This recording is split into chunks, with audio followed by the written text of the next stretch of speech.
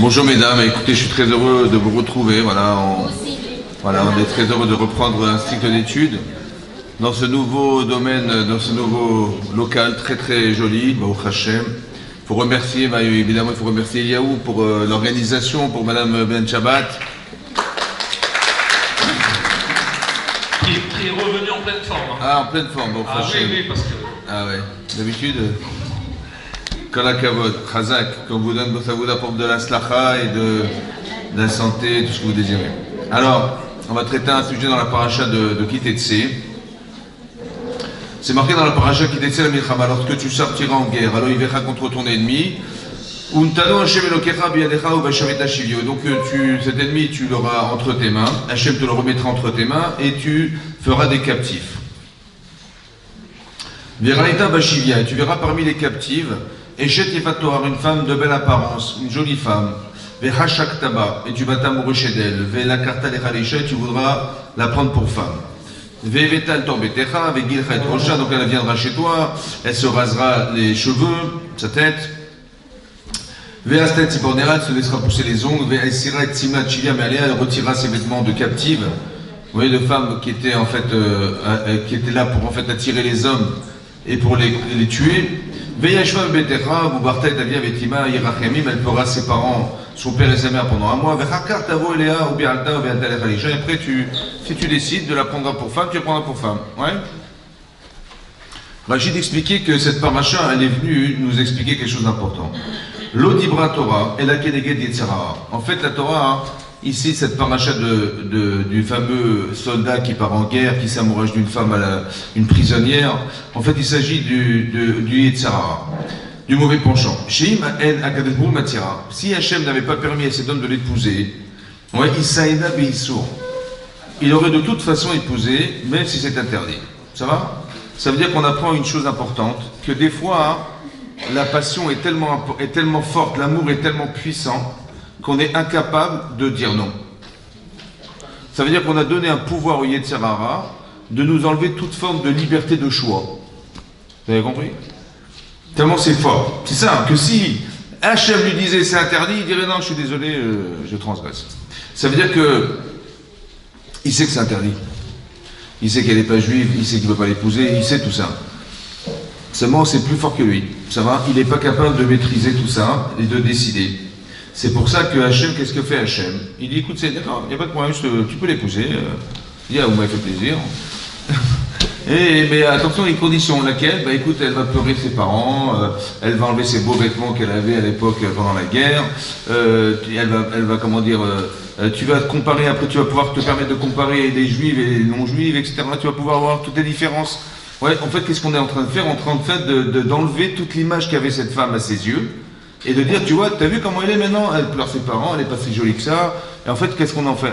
On fait de cet homme quelqu'un qui va répondre à une question. La question c'était, mais pourquoi tu veux l'épouser?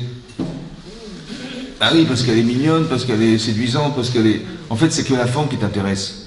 Alors on va enlever la forme et tu verras que tu vas pouvoir changer.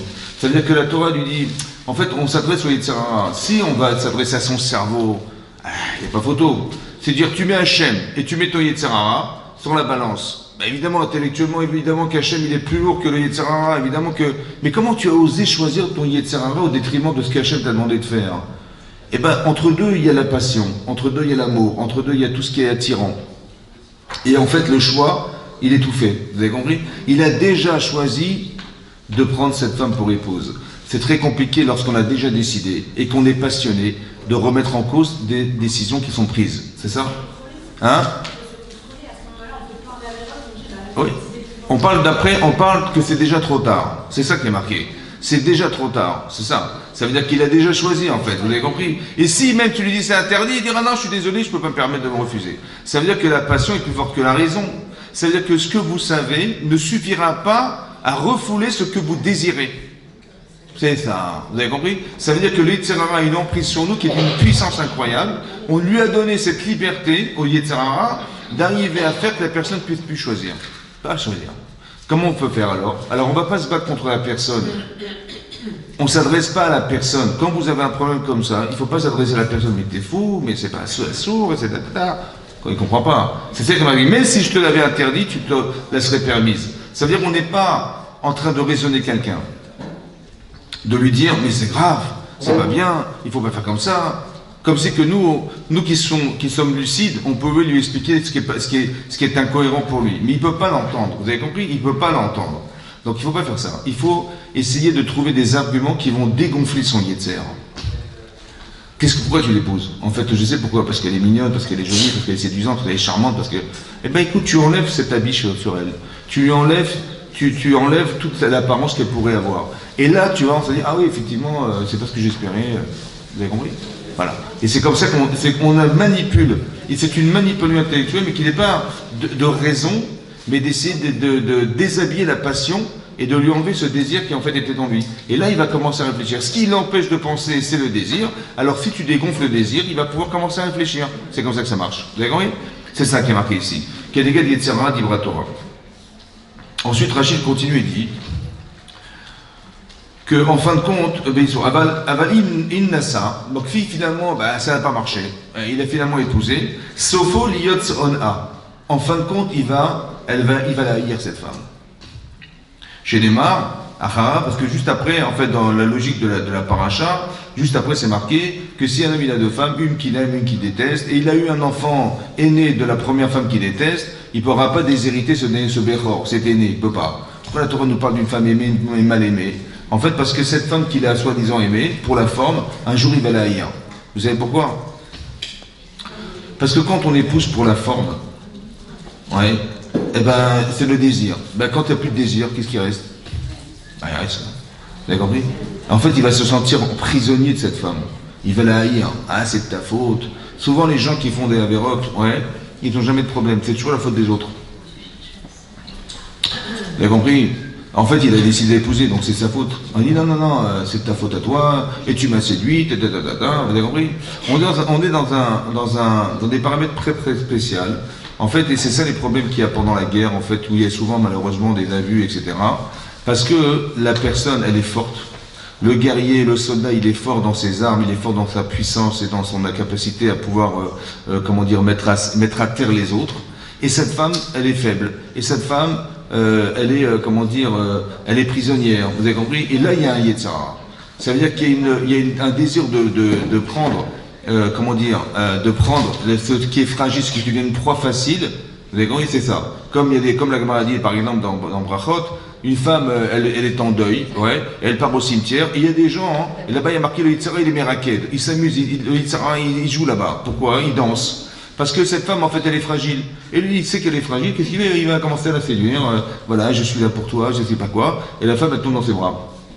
Pourquoi? Parce que dans une situation où elle a besoin d'aide, elle a besoin d'être soutenue, elle a besoin, et il profite de cette situation, en fait, pour aller se l'accaparer. Vous avez compris? C'est pareil. Ici, sa femme est prisonnière. Et donc, c'est une femme qui va être facilement acceptée et prise en charge. Vous avez compris ce que je veux dire? C'est ça. Et c'est pour ça qu'il y a du Yetzirah dans ce cas de situation. En fait, on profite de la situation. C'est ça. Et donc ça veut dire que quelque part, il y a des valeurs qui ne sont pas acquises chez lui. Ça veut dire que il y a des gens qui se savent juifs, mais ça reste identitaire. Ça veut dire que c'est la carte d'identité. Vous avez compris? Mais il n'y a rien au fond.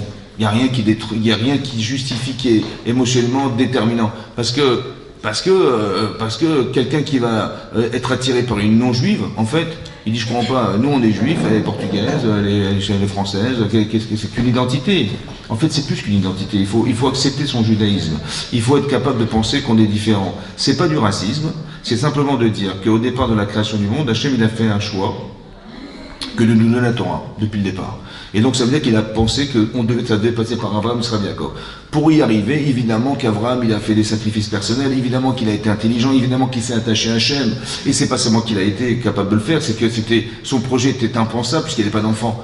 Et il a dû prier de toutes ses forces, etc. Et que sa femme aussi, elle a fait ça. Et à part ça, ils avaient un projet.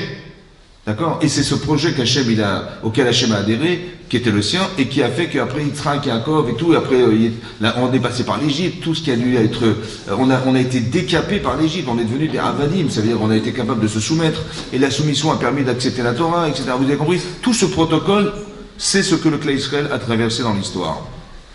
Jusqu'à aujourd'hui. Voilà. Et donc on est le peuple choisi par Hachem, c'est un privilège. On a la Torah. La raison d'être du monde a été pensée pour ce genre de personnes. Voilà. Après, il y a le reste du monde, évidemment, qui ont une fonction, mais qui n'est pas la même. On n'est pas la même. Et donc, on doit respecter ce que nous sommes. C'est ça que je vous explique. Et lorsque la personne émotionnellement a été touchée par ça, alors elle ne peut pas transgresser ce qu'elle ressent. Vous avez compris?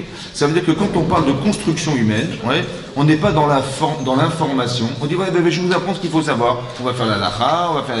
Est-ce que d'abord tu te sens juive? Ça va? Est-ce que tu te sens responsable de ce que tu as été hérité de tes parents? C'est ça. Est-ce que tu te sens proche d'Hachem? Et c'est ça. Et cette émotion-là permet d'activer le désir d'apprendre, de savoir, de se sentir concerné par le judaïsme. Vous avez compris? Mais au départ, c'est émotionnel. S'il n'y a pas d'émotion, ça ne marche pas. Pourquoi je vous dis ça? Parce que lui, il a été prisonnier d'une émotion. Et si je lui dis que c'est interdit, il s'en fiche. Pourquoi il s'en fiche? Parce que ce que tu sais n'est pas émotionnel. Tu te sens pas assez juif. Tu te sens pas assez juive. Tu n'as pas pris sur toi le joug divin. Alors c'est normal, pas grave. De toute façon, il n'y a rien qui contrebalance, vous comprenez? Dans le cerveau, il faut qu'il y ait quelque chose qui me dise, il faut dire non. Mais j'ai rien qui dit non. Vous avez compris? Ou disons que ce que je sais n'est pas assez fort pour refuser ce qu'on me propose. Alors évidemment que c'est plus fort que moi. Il aurait fallu que ce que je savais était plus fort que ce qu'on me propose. Plus fort, au moins égal, au moins que j'hésite. Je dis non, j'ai pas envie, ou je sais pas. Vous avez compris? Mais il n'y a rien en face. C'est pour ça que le judaïsme, les cours de Torah, ils doivent permettre à la personne non pas d'être informée, mais d'être formée. Il faut que quand vous sortez d'un cours, vous sentez que vous avez changé. Il y a quelque chose qui s'est transformé chez vous. Il faut qu'on sente qu'on n'est plus les mêmes personnes. C'est ça le cours. Le cours, c'est pas d'informer les gens. C'est pas dire, voilà, je vais vous dire ce qu'il faut faire, ce que dire. Non, il faut savoir que quelque part un cours, ça doit déranger. Vous avez compris? Ça, ce que je vous dis là, c'est qu'en fait, on doit être dérangé par le fait de savoir que on peut tomber dans un piège pareil. Nos enfants peuvent tomber dans ça doit faire peur. Et donc, on doit se dire qu'on doit avoir un judaïsme authentique. Vous avez compris? L'orthodoxie, c'est pas de la religion. Le fait qu'on se dise, il faut changer ses milotes, il faut construire des personnes, il faut établir, quand on dit Altikre Banaïr et la Bonaïr, on se construit par nos enfants, mais on construit nos enfants aussi. Oui, et ça, c'est la pérennité du peuple juif, c'est ce qui est de l'ordre de notre responsabilité. Et c'est ce qui est marqué ici. Que s'il épouse cette femme, il va la haïr un jour parce qu'il va se sentir piégé. Mais pourquoi? Parce qu'il est formel, cet homme est formel. Il n'est pas profond, il n'est pas sincère, il n'est pas entier, il n'a pas de valeur. Et donc il va tomber dans la chose qui va le perdre. Et c'est marqué après qu'il aura un enfant Ben Sorah ou Moré. Un enfant qui sera aussi un enfant rebelle. C'est-à-dire que ce qu'on apprend d'ici, c'est que la rébellion de l'enfant, en fait, pourquoi il se rebelle? Parce que son père, il s'est rebellé. Ça veut dire qu'on engendre ce que nous sommes. Ça veut dire que les traits de caractère qu'on a pu établir dans notre vie, en fait, on va les transmettre à nos enfants. Ça veut dire que de faire teshuva, c'est pas simplement de régler ses problèmes personnels. Vous comprenez ce que je vous dis? C'est que faire teshuva, c'est d'arriver à corriger quelque chose qui est une défaillance personnelle, qui va non seulement nous déranger, mais déranger. Vous avez compris, cet enfant, il va vouloir, son état d'esprit, c'est quoi de vivre? C'est de profiter de la vie. Voilà. Comme les gens disent, vous savez, la vie est courte, il faut en profiter tant qu'on est là. Ça va? En fait, l'objectif de vie, c'est de profiter de sa vie. Alors, on va travailler, on va gagner de l'argent, mais dans l'intérêt de profiter de l'existence, on pense qu'aux vacances, on pense qu'à tout ça, ou comment je vais m'habiller, comment je vais me maquiller, comment je vais m'arranger, Mais non, il y a autre chose dans la vie. Là, c'est vrai que c'est important, évidemment, il faut prendre du plaisir dans l'existence, évidemment, c'est sûr. Mais quel sens on donne à sa vie? Qu'est-ce que je dois faire sur la terre? Quel sens je me donne? Et pour ça, il faut avoir de l'humilité, il faut avoir des convictions, il faut avoir des objectifs à atteindre dans sa vie. Ça va? Et ça, c'est très important de le comprendre. Et c'est pour ça que ce papa-là, qui a été croire que sa femme c'était cette femme, il s'est trompé. En fait, quand il va la haïr, mais il va engendrer des enfants qui vont exactement être dans la même perspective de vie. Vous avez compris? Vous voyez, il a été attiré par sa beauté, lui il va attiré par le vin, par la viande, par tout ce qui est, comment dire, il n'a pas de délicatesse, il est plutôt dans l'ordre de, c'est plutôt de l'ordre de la grossièreté, de l'arrogance, vous avez compris? Voilà, et c'est ça qu'on veut essayer d'éviter. C'est pour ça que la Gemara dans Sanhedrin explique que cet enfant n'existe pas. Un Ben Sorah ou mourir, un enfant rebelle n'existe pas. C'est juste pour qu'on en tire des enseignements personnels. Voilà. Que sachez que si vos enfants, vous les éduquez dans ce sens-là, ils sont perdus. C'est ça, ils sont perdus. Donc il faut absolument savoir où sont les priorités de nos vies. Et cette réflexion, en fait, c'est la réflexion qu'on doit avoir au mois d'Elul. Vous voyez, on est au mois d'Elul. Le mois d'Elul, c'est un mois de réflexion. Comment ça se lit? Parce qu'il y a un passouk dans Shir HaShirim qui est une allusion au mois d'Elul. C'est marqué Ani Ledodi, Vedodili. Vous voyez, Ani c'est Aleph, Ledodi c'est un Lamed, V c'est le Vav du Elul, et Ledodi, Ledodili, et c'est aussi le Lamed du Ledodili. Ça va? Et ça fait le mois d'Elul. En fait, tout est marqué dans ce passouk. Ani Ledodi, Vedodili. C'est le mois d'Elul. Ça veut dire que ce mois, normalement, il doit nous préparer à bien vivre Rosh Hashanah, Kippour, Sukkot, tout ce qui va être les fêtes du mois de Tishri. C'est une préparation. Vous savez que, pourquoi ça démarre comme ça? Pourquoi on sonne du chauffard tous les jours à la synagogue? Oui, parce que le 30 du mois d'Elul, c'est le jour où Moshe Rabbeinu, il est remonté sur le mont Sinaï. Pour la deuxième fois, pour la troisième fois, et qu'il est redescendu le 10 du mois de Tishri, qui était le jour de Kippour, où Hachem nous a pardonné, et c'est là qu'on a fait descendre les deuxièmes tables de la loi. Ça a duré 40 jours, mais il est parti à Rosh Chodesh, vous avez compris? Jusqu'à ce qu'on reçoive les temps. Et donc on va sonner du chauffard comme on va sonner du chauffard le jour du Matan Torah, vous avez compris? C'est ça. Et donc tous les jours on va sonner du chauffard pour éveiller chez nous ce désir de Teshuvah. Donc c'est une préparation à Rosh Hashanah, c'est une préparation à Kippour, c'est ça. Et donc, comment on s'y prépare, c'est important d'y comprendre. Alors, c'est marqué Ani Ledodi Vedodili. En français, ça veut dire Ani, je suis, Ledodi, pour mon bien-aimé, Vedodili. Mais c'est aussi marqué, ça c'est un passage dans Shir HaShirim qui se trouve dans le sixième chapitre de Shir HaShirim. Dans le deuxième chapitre de Shir HaShirim, c'est marqué l'inverse. Dodili, Va'anilo, Aroe Bashoshanim. Dodili, il est pour moi mon bien-aimé, Ve'anilo, et je deviens pour lui, Aroe Bashoshanim, qui était le berger dans les roses. Ça va? C'est marqué l'inverse. Dodili, Ve'anilo. Là c'est marqué Anil et Dodi, je suis pour mon bien-aimé, et là-bas c'est marqué l'inverse, Dodili, Ve'anilo. Pourquoi? Alors on explique parce que un jour il y a eu Pessah. Vous imaginez qu'on était des esclaves en Égypte. Et ça faisait déjà... On a fait 400 ans qu'on est en exil. Ça fait 210 ans d'esclavage. Ça fait 86 ans de travaux forcés. 86 ans de travaux forcés. C'est énorme. Énorme. Et donc un jour on est sorti d'Égypte. Comment? Qu'est-ce qu'on a fait pour sortir d'Égypte? On a crié vers Hachem. Et Hachem, il a fait appel à Moshe Rabbeinu, qui a fait intervenir Aaron, etc. Et on a eu les plaies d'Égypte, etc. Et voilà, c'est spectaculaire. Mais ça c'est Dodili. C'est Hachem, mon bien-aimé, c'est mon bien-aimé, parce que pour nous avoir sortis d'une situation impensable, il fallait nous aimer. Donc c'est sûr qu'Hachem nous aime, c'est sûr et certain. Il n'y a que quelqu'un qui nous aime qui peut faire des miracles aussi incroyables. Il n'y a que quelqu'un qui nous aime qui peut ouvrir la mer Rouge, qui nous a sauvés d'Égypte et qui nous a permis de vivre dans le désert, et de recevoir la Torah. C'est sûr qu'il nous aime, ça c'est certain. Donc c'est Dodili, j'ai vu qu'il m'aimait. Maintenant que je vois qu'Hachem m'aime, alors Anilo, j'accepte d'être le fils d'Akadosh Baruch Hu. C'est-à-dire, je veux accepter de le servir. Mais c'est parce que Dodili, j'ai vu qu'Hachem, il est mon bien-aimé, c'est sûr. Maintenant que je l'ai vu, alors Anilo, j'ai accepté ça à Pessah. Mais on n'est plus à Pessah, on est en Elul. C'est l'inverse. Maintenant, c'est toi qui vas vers lui. Tu as accepté la Torah? Super. Alors Ani, Ledodi, Vedodili. Mais c'est marqué Ani. C'est quoi Ani? C'est pas le prénom d'une femme. Ouais, Ani, non, c'est ça. Non, Ani, c'est je suis. Ouais. Vous savez ce qui est très important au mois d'Elul, et c'est ça la réflexion qu'on doit avoir sur soi-même. Qui tu es? Regarde-toi dans la glace. Honnêtement, il faut définir le je. C'est très important de savoir qui nous sommes. Arrêtons de vivre sans accepter ce que nous sommes, ou de refuser ce que nous sommes, ou de se mentir d'être, ou de faire l'autruche. Je ne m'occupe pas de moi. En fait, non, il faut que tu saches exactement qu'est-ce qui détermine ta personnalité, quel est ton niveau de sensibilité, quel est ton niveau intellectuel, quel rapport tu as avec ton mari, avec tes enfants, avec autrui, avec... C'est très important ça. Vous savez pourquoi c'est important? Parce que Hachem, il va nous juger selon ce que nous sommes. Et c'est d'une authenticité mais effroyable, c'est-à-dire que c'est vraiment nous. Hein. Ça veut dire que Hachem, il va pas nous regarder comme on s'imagine, mais comme nous sommes vraiment. Ça va? Et donc le jugement d'Hachem, il va se faire de façon à ce qu'on puisse faire de nous quelqu'un d'autre l'année prochaine. C'est ça qui est marqué dans le passage dans Parashat Ekev. Marqué là-bas, hein, qu'Hachem, il a un œil sur la terre d'Israël en permanence. Doresh. Il est Doresh, ça veut dire qu'il essaie de savoir qu'est-ce que la terre a besoin. Qu'est-ce que les Israël ont besoin sur la terre d'Israël.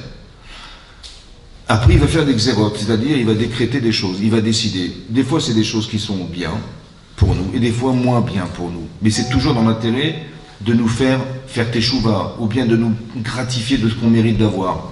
Mais c'est ça une xéra. C'est pas chas v'shalom, c'est pour le mal. Non, les ra'a, ça veut dire que ça va pas être forcément agréable, mais ça va nous faire réfléchir. Ça va nous recadrer, ça va nous remettre en place. Ça va? C'est ça la xéra.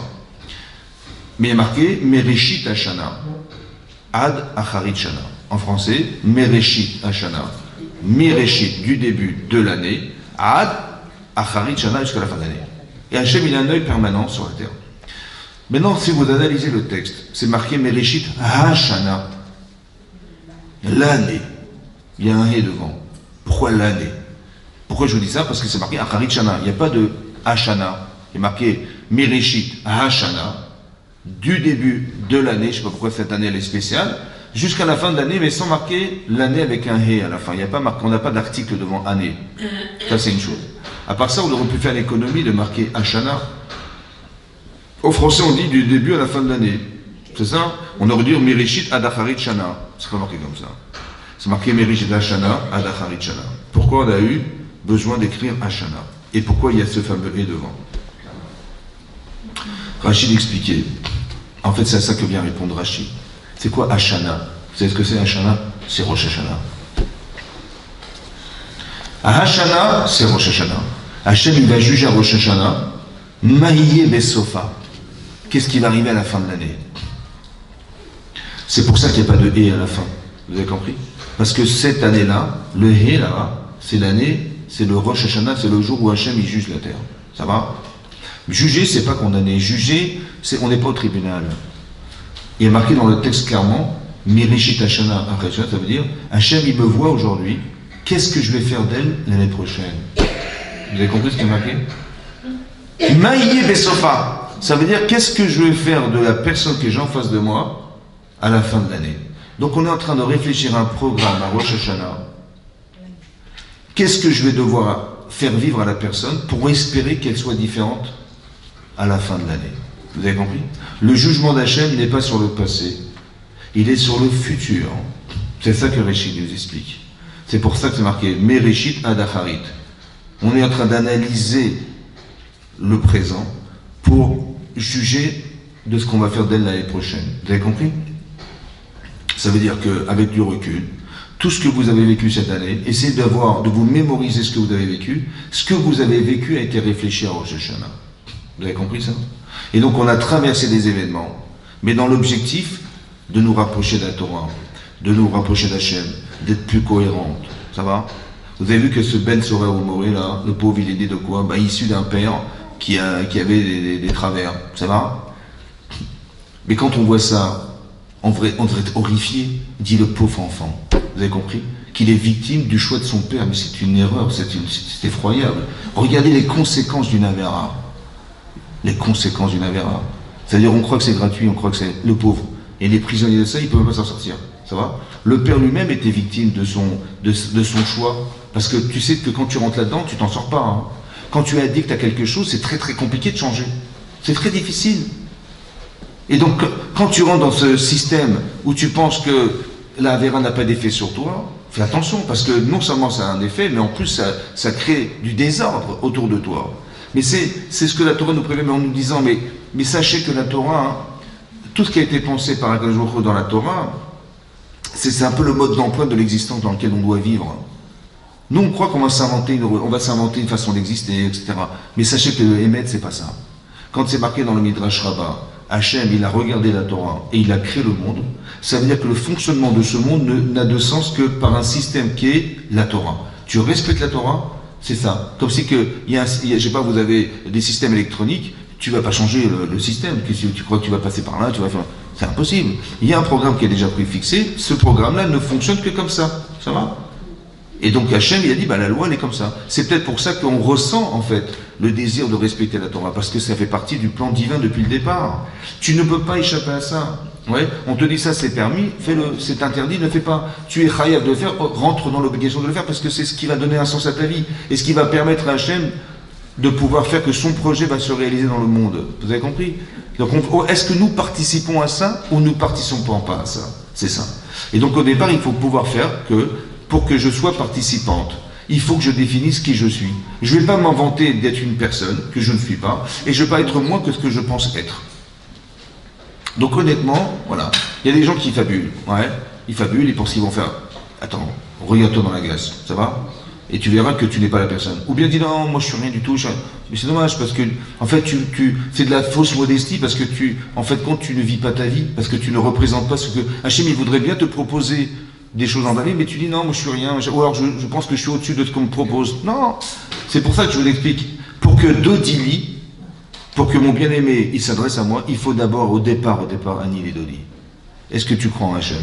Est-ce que tu penses que tout ce qui t'arrive est pensé par Akadosh Baruch Hu? Est-ce que tu es Ma'amin? Est-ce que tu as les Mouna? Est-ce que tu habites à croire que ce que tu fais, ça va réussir? Fais participer Hachem dans ton existence. Ça fait partie du mois d'Elul. Ani les Dodi. Ça va? Ani les Dodi. Mais d'abord, il faut Ani.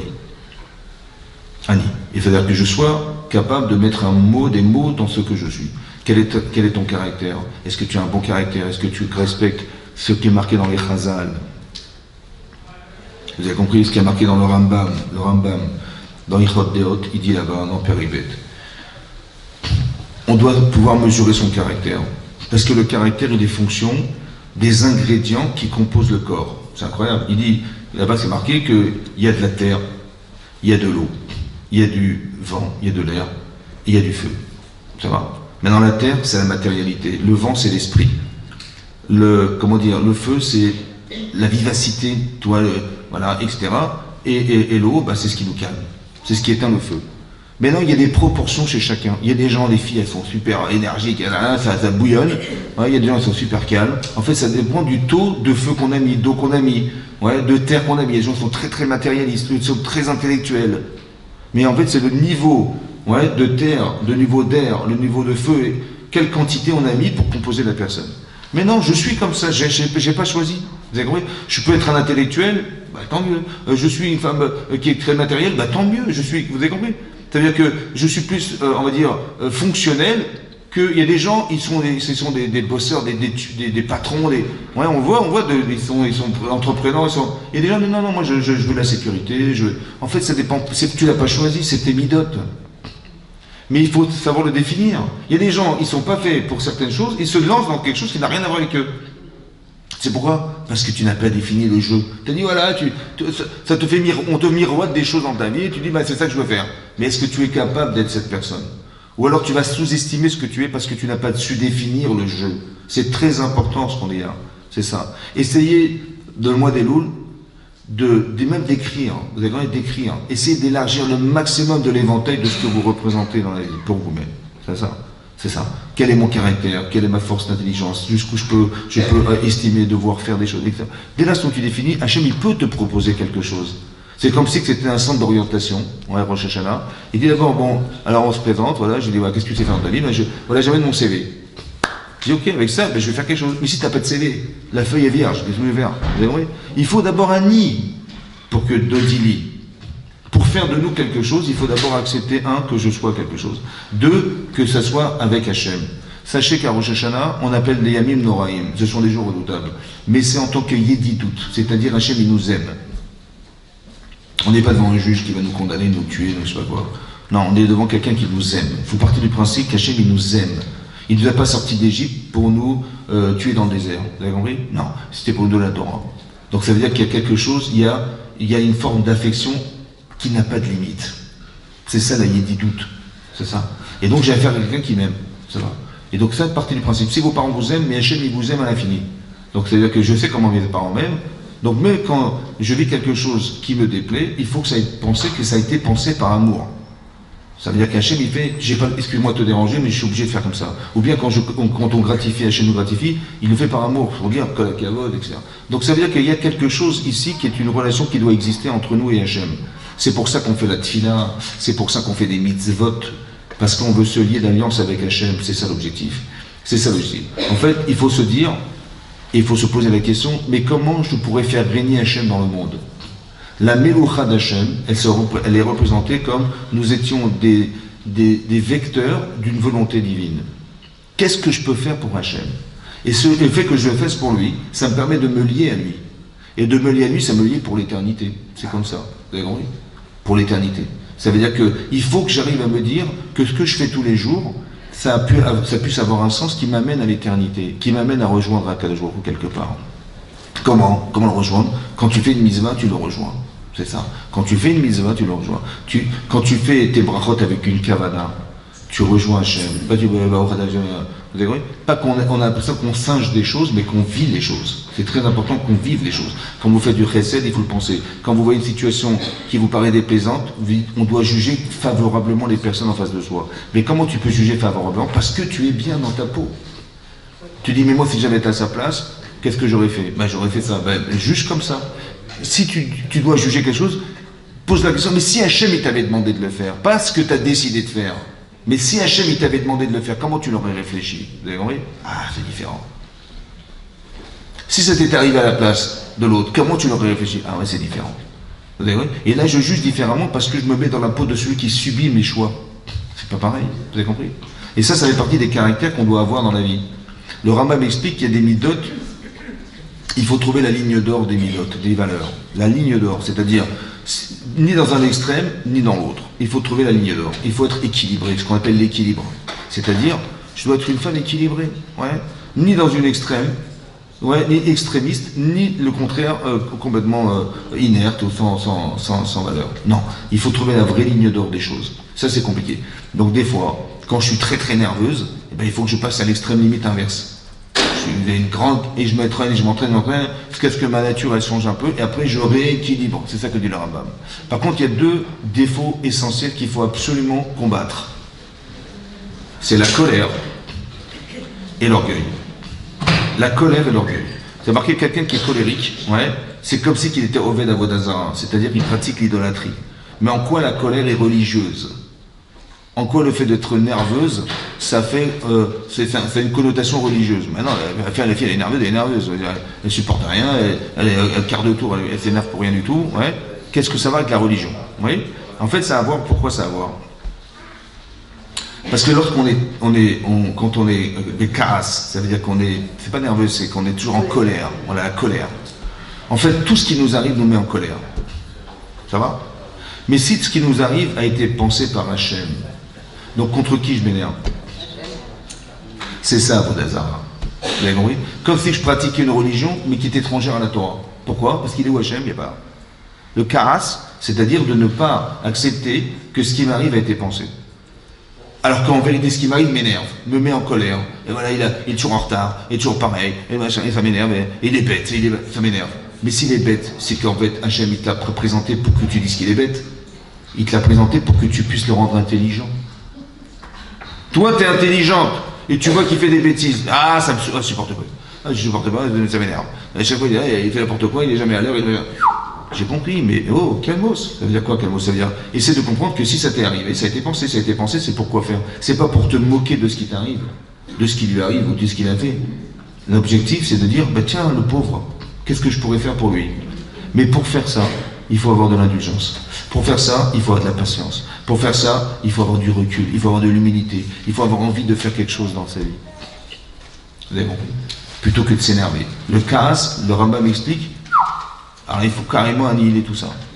La colère. Et aussi la gava, l'orgueil.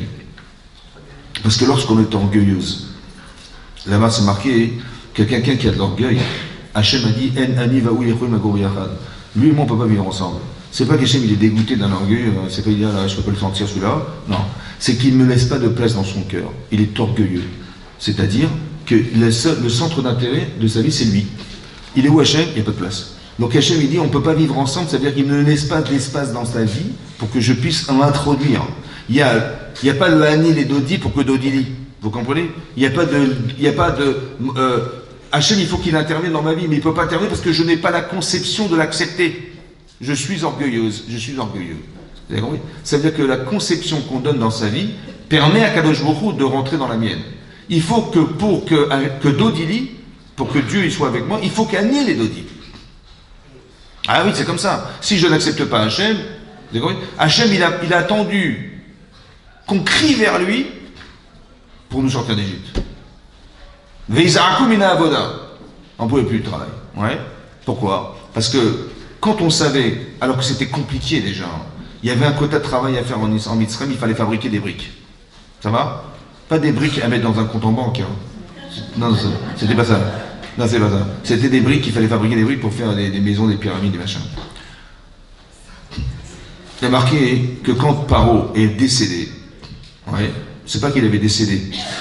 Non, il est décédé, il était mort. Ouais, il est mort. Qu'est-ce qu'ont fait les Égyptiens? Maintenant qu'il est mort, ça a changé. Donc tiens, tu peux venir regarder mes gosses, je vais au cinéma. L'autre il dit tiens, tu peux aller pêcher dans ma vigne, tu peux machin. Ça veut dire qu'on nous a multiplié le travail alors qu'il est déjà accablant. Les gens se sont permis de se servir des Bnei Israël pour faire les travaux ménagers, les machins. Et là, ça devenait insupportable. Et là, ils ont crié à cause du travail. Ils ont crié à cause du travail. Mais c'est marqué Vaishma Elokim et Tza'akatam. Là-bas, on explique qu'il y a des tzadikim, ils ont prié Hachem. Eux, ils ont crié au secours. Mais ils n'ont pas crié vers Hachem. Veiza'aku mina avoda. Ils ont crié à cause du travail. Ils en avaient marre d'être accablés. Mais les tzadikim, ils ont crié vers Hachem, ça suffit, stop. Ah, tu cries vers Hachem, alors Hachem intervient. Veizkor Elokim et Berito. Il s'est rappelé de son alliance qu'il avait contractée avec Abraham, Israël et Yaakov. Il a fait appel à Moshe pour nous sortir d'Égypte. Pourquoi Hachem est obligé d'attendre qu'on l'appelle? Il voit bien qu'on souffre. Ouais. J'attends pas que mes enfants ils me disent papa j'ai faim, on peut manger. J'ai dit ah non mais j'attendais que tu m'appelles. Non, je sais qu'il a faim tous les jours, donc je vais préparer à manger tous les jours. Évidemment que c'est comme ça. J'attends pas. Je sais pertinemment qu'il a besoin. Et a fortiori Hachem, il sait pertinemment combien on souffre en Égypte. Pourquoi il attend qu'on lui téléphone? Vous savez pourquoi? Parce que si tu ne fais pas appel à lui et qu'il intervient, tu vas dire Hachem il va envoyer les Américains pour nous sortir d'Égypte. Ça va? Bon, vous savez ce qu'on va devenir? On va devenir des Américaines. Bah oui, parce que tu ne peux pas renier le fait que les Américains t'ont sauvé la vie. Hein. Donc, Hachem, il ne veut pas que tu deviennes une Américaine, hein, Hachem. Il veut que tu deviennes Oved Hachem. Alors il attend que tu l'appelles. Et si tu dis Hachem, je t'en supplie, sauve-moi, et dit Hachem, par coïncidence, il a fait envoyer les Américains en Égypte pour nous sortir d'Égypte, on dira merci à Hachem d'avoir envoyé les Américains. Vous avez compris ce qui se passe? Donc Hachem, il est obligé d'attendre que je fasse appel à lui pour intervenir. Sinon on va se faire avoir. Parce que Hachem est transparent, il est invisible. Donc on dira, bah, c'est les circonstances qui ont fait que, mais Hachem il veut pas ça. C'est pour ça qu'il a attendu. Alors quand est-ce qu'il me téléphone? Quand est-ce qu'il m'appelle? Hachem il attend que ça qu'on l'appelle. Il attend que ça. Il attend de Ani les Dodi. Il attend que Ani. D'abord définis-toi. Parce que je vais te faire, tu vas changer. Oui? Parce que Rosh Hashanah, c'est bizarre que pour dire le début de l'année, on ait dit Rosh. On dit Reshit Hashanah. On aurait dit après cette fête, Reshit Hashanah. Non, Rosh Hashanah. C'est bizarre, ça vous choque pas? Rosh Hashanah, la tête de l'année. Non, la tête, parce que tout est réfléchi ce jour-là. Vous avez compris? Rosh, c'est pour nous rappeler qu'Hachem, il a réfléchi ce jour-là. Il a réfléchi à Shana. C'est quoi Shana? Soit c'est l'année, soit c'est Shinouï. Il faut que tu changes. Il faut que tu sois une tzadékette. Alors je vais te faire devenir une tzadékette. Shana, Shinouï. Il faut que tu changes. Alors je vais te faire rencontrer des bonnes personnes. Je vais te faire traverser des circonstances dans ta vie qui vont t'améliorer, qui vont te changer, qui vont te bonifier, qui vont te faire éliminer, qui vont te décaper, voilà ce qui va se passer. Essaye de comprendre que ce qui nous arrive en vérité, c'est une sorte de transformation personnelle. Hachem, il veut nous transformer, il veut nous amener à se rapprocher de lui.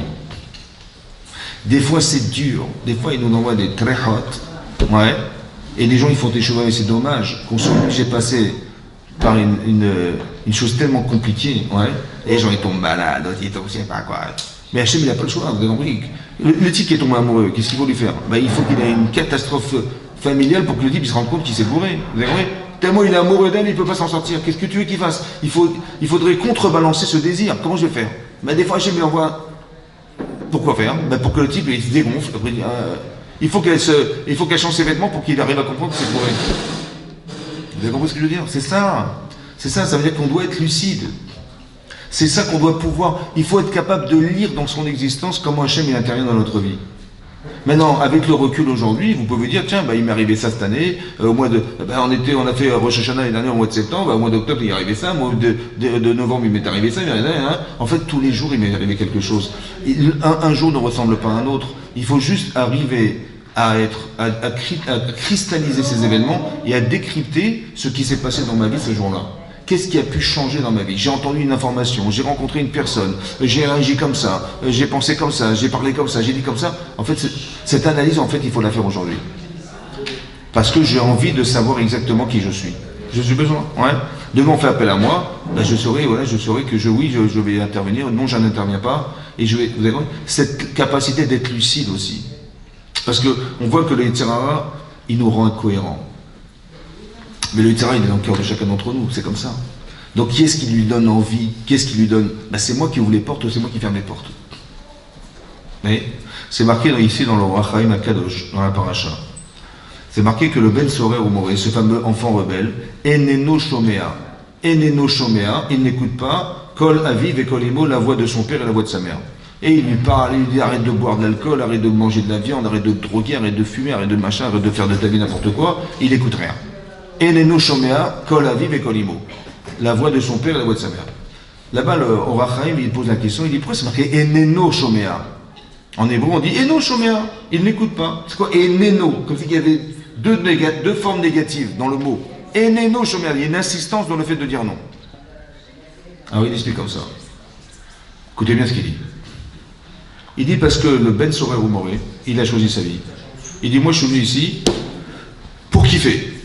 La vie est courte, j'ai pas le temps. D'accord? Donc il faut que tout ce que je peux faire. Qu'est-ce qu'il va faire? Il va boire de l'alcool, il va boire du vin et machin. Et quand il n'aura pas les moyens de se payer ses plaisirs, il va dépouiller ses parents. Et quand il va dépouiller ses parents, ils n'auront pas assez d'argent, il va les commencer à brigander dans la rue. C'est-à-dire que l'addiction qu'il a au plaisir est tellement puissante, il s'en sort pas. Il s'en sort pas, ça va? Mais non, on lui dit, mais tu te rends compte de ce que tu fais, tu n'as pas honte de mettre tes parents dans une situation pareille, tu te rends compte de la honte que tu fais à tes parents et que ça ne rentre pas dans son cœur, dans sa conscience. Vous savez pourquoi dit le roi Chaim HaKadosh? Parce que le Yetzer Hara, qu'il a été mamlir, c'est-à-dire rendre roi son Yetzer Hara, c'est tout ce que le Yetzer Hara lui dit dans sa tête. Mais fais ça, va kiffer ça, et ça. Il a été mamlir auto, c'est lui le roi. Rendre roi son Yetzer Hara, c'est lui donner le pouvoir de faire de moi ce qu'il a envie. Comme le roi, il décide, c'est lui. Il ne faut pas qu'on le rende roi son Yetzer Hara. Ça veut dire quoi le rendre roi en concret? Ça veut dire essaie d'avoir des valeurs juives. Et donc, il va te proposer quelque chose, tu diras, mais c'est pas possible, je suis juif, je peux pas. Ou je suis cachère, ou je suis une femme authentique, ou je suis une femme honnête, ou je fais. Voilà. Donc, si tu te proposes ça, tu dis, non, je suis désolé, je peux pas. Mais il faut avoir des émotions dans ce que vous pensez. Ça va? Honnêtement, je pense que je suis ça. Et donc, quand il nous proposera quelque chose, on ne peut pas. Par contre, lui, il a dit le contraire. Il a été mamlich roto, il a rendu roi. De la même manière qu'on rend roi Hachem à Rosh Hashanah, on dit, c'est lui le créateur de la création du monde, je l'accepte. Et donc j'accepte la Torah, j'accepte. Et si c'est le roi, évidemment qu'il a raison, évidemment que tout ce que vous voulez. Et donc c'est pour ça que je vais m'affilier au désir de m'approcher de lui. C'est comme ça. Mais là, il a fait l'inverse. Il a rendu roi son Yetzer Hara. Maintenant qu'il a rendu roi son Yetzer Hara dans son cœur, alors c'est le Yetzer Hara qui empêche, il dit d'erreur. Il est monéa, il empêche les paroles de ses parents de rentrer dans sa conscience. Ça veut dire que quand vous avez des enfants rebelles, quand les enfants disent, de toute façon, mes parents ils comprennent et tout, et puis c'est pas comme à l'époque, aujourd'hui ça a changé, et puis, etc., etc. Ce sont des arguments qui en fait ne viennent pas de lui. C'est le Yetzer Hara qui dit, mais comment ils parlent tes parents? Mais pourquoi c'est comme ça? Parce que imaginez, ses parents vont dire à cet enfant, mais tu te rends compte de ce que tu fais? Tu es dans la débauche, t'es un glouton, ça se fait pas, c'est honteux ce que tu fais. Il n'entend pas. Comment c'est qu'il n'entend pas? C'est pas lui qui écoute pas. C'est le Yetzer Hara qu'il a rendu roi dans son cœur qui empêche la conscience d'être éveillée par ce que les parents vont dire. Donc avec qui il faut parler? Il faut parler à l'enfant ou à son Yetzer? Il faut parler à la personne ou au Yetzer Hara de la personne? Il faut parler au Yetzer Hara. Exactement comme Hachem il a dit à cet homme, là dans la guerre, écoute, il n'y a pas de problème, tu l'épouses, il n'y a pas de problème. Donc tu ne peux pas me battre contre lui. Par contre, j'ai dit, tu vois, la fille que tu aimes, là, bon, elle va pleurer ses parents, il va voir sa tête, elle va te laisser pousser ses ongles, elle va enlever ses vêtements qu'elle avait au départ, qui t'ont attiré, etc., etc. Tu vas la voir autrement. En fait, je ne m'adresse pas à lui, en fait. Je m'adresse au Yetzer Hara qui l'a poussé à faire. La réponse, elle n'est pas à donner à l'enfant, à la personne à qui vous parlez. elle est de trouver des réponses. Qu'est-ce que je vais dire au Yetzer Hara pour essayer de dégonfler? Il faut être capable de se parler à soi-même. Ce que la Torah nous dit, c'est des arguments qui ont été donnés par Hachem. Il a dit, écoute, il n'y a pas de problème, tu l'épouses, mais voilà, comme ça les conditions. Mais ce qu'il a dit Hachem, est-ce que je ne peux pas me le dire moi-même? Ça veut dire quoi? Ça veut dire quoi? Ça veut dire comme ça. J'ai envie de faire quelque chose. Des fois, c'est bien. Des fois, ça l'est moins. D'abord, j'ai envie de faire. J'ai envie, il veut épouser cette femme. Pourquoi pas? Ouais. Elle est mignonne, elle est séduisante, elle est charmante, elle est cela. Après, tu peux quand même réfléchir à ton désir. Tu n'es pas obligé intellectuellement de devoir réaliser tout ce que tu as envie. Tu dis j'ai envie. Alors moi je vais réfléchir comment. J'ai envie de changer de travail, j'ai envie de déménager, j'ai envie de partir en vacances, j'ai envie. Bon ben tu vas réfléchir comment tu vas réaliser ton désir. C'est vrai. Si j'ai envie de déménager, où tu vas habiter? Attendez, je vais réfléchir, on est dans Paris, avec quel quartier, quel machin, ok, pas de problème. Tu vas réfléchir à réaliser ton désir. Tu as envie de changer de métier, tu as envie de te marier, tu as envie d'avoir des enfants, tu vas réfléchir comment tu vas faire, c'est ça? Oui, non? Très bien. Donc ton cerveau il sert à réaliser ton désir. Mais ça dépend si ton désir il est juste. Ça dépend si ton désir il est cachère. Tu n'es pas obligé de réaliser ton désir. Par contre, tu es obligé de réfléchir ton désir. Ah ouais. Ton cerveau il ne sert pas seulement à réaliser ton désir. Ton corps il a envie de quelque chose. Il a envie de partir en vacances. Il a marre de la routine, etc. J'ai envie de changer. Je dis bon écoute, tu sens que tu as une angoisse. Ton cerveau il dit écoute, on va partir à la montagne, je sais pas, on va voir autre chose. Ouais, ok. Donc ton cerveau il sait, il comprend, disons il comprend tes besoins corporels. T'as faim, ton corps il a faim. Ton cerveau il dit on va manger, on va voir le frigidaire. Ouais. Qu'est-ce que tu aimes? J'aime ça, ok. Ouais. Ton cerveau il va combler tes manques en fait. Il est là pour réaliser ce qui te manque. Mais il peut aussi analyser ton désir qui te manque. Ça va? Il sait le désir il est faux, vous comprenez ou pas? Laisse-toi la liberté de réfléchir tes désirs. Des fois ces désirs sont interdits par la Torah. Alors pourquoi tu le fais alors? Et quand tu l'as fait une fois, deux fois, trois fois, 10 fois, 15 fois, après c'est difficile de s'en sortir. Tu vas tomber dans le piège de celui qui va dire écoute, c'était plus fort que moi, j'ai pas pu résister. Mais qu'est-ce qui peut être plus fort que toi puisque c'est toi? Tu dis c'était plus fort que moi, hein. J'ai pas pu résister, c'était qui l'autre qui est plus fort que toi? C'est toi qui décides ou c'est quelqu'un d'autre qui décide? Tu dis écoutez, j'ai pas pu résister. Comme lui, tu lui dis mais c'est assourd. Il dit écoutez, c'est plus fort que moi, je peux pas, hein, je suis obligé de l'épouser. Et si je te l'interdisais, tu l'épouserais mais sourd, dit Rashi. Ça veut dire qu'Hachem il sait que tu ne pourras pas résister. Il le sait. Mais qui c'est qui est plus fort que toi? C'est toi qui décides ou c'est le problème? C'est que c'est tellement puissant, ce désir est tellement puissant, tu l'as tellement alimenté, tellement de fois. C'est comme les gosses aujourd'hui, à la bar mitzvah, ils veulent pas des sfarim. Ils veulent l'iPhone numéro 17. Vous avez compris? Mais qu'est-ce que tu as à faire dans le téléphone? Tu téléphones toute la journée? Je dis non, il y a des applications. L'addiction, vous avez compris ce que je veux dire? Tellement c'est fort. On reçoit des messages en permanence. Pourquoi? Il faut que tu aies la main sur le téléphone. Il faut que c'est comme ça. Et tu deviens addict au téléphone, etc. Et le soir, tu regardes des trucs et tu passes ton temps. Les gens, ils sont à table, ils sont devant leur téléphone. On ne communique plus rien, pas cher. Vous avez compris le danger? Mais comment tu arrives à rentrer là-dedans? Tu peux réfléchir que tu as une vie de couple. Comme une fois, une femme, elle dit, voilà, j'ai un problème de shalom bayit. Je dis, qu'est-ce qui se passe? Il dit, écoutez, mon mari, il joue au poker le soir sur Internet. Ouais, ils ont ouais. Je dis ok, alors qu'est-ce qui se passe? Il dit l'ordinateur il est dans la chambre à coucher. Et moi je me lève tôt le matin, je me lève à 6h du matin et mon mari jusqu'à 3h du matin il joue au poker. D'accord? Et j'arrive pas à dormir. Bon, d'abord il y a un manque de déréférence, je sais pas, ta femme veut dormir, tu à part ça dans la chambre à coucher, je sais pas comment tu fais. Et à part ça, et toi, ta vie elle est où ta vie? Ouais. Vous avez compris, l'addiction ça rend incohérent. 1, ça se fait pas. 2, mais qu'est-ce que tu fais de ta vie? Qu'est-ce que tu mets dans tes jours? C'est marqué Avram Zaken, Baba Yamim. Avram était vieux, il est rentré dans les jours. Le Zohar explique, il est rentré dans les jours. Il faut pouvoir dire à Hachem, voilà ce que j'ai fait aujourd'hui. Comment j'ai rempli mes journées? Qu'est-ce que j'ai fait de bien dans ma journée? Vous avez compris ou pas? Il faut avoir la conscience de dire un jour, on va venir devant Hachem et on va lui dire, voilà, aujourd'hui j'ai fait ça. Qu'est-ce que tu as fait? J'étais au poker, ma femme dormait, je l'empêchais de dormir, mais j'étais au poker en train de jouer avec des partenaires, mais j'adore le poker, hein, j'adore le... C'est ça, tu as rempli tes jours, c'est ça remplir. Tu as vidé tes jours. Il faut remplir sa vie, vous comprenez ou pas?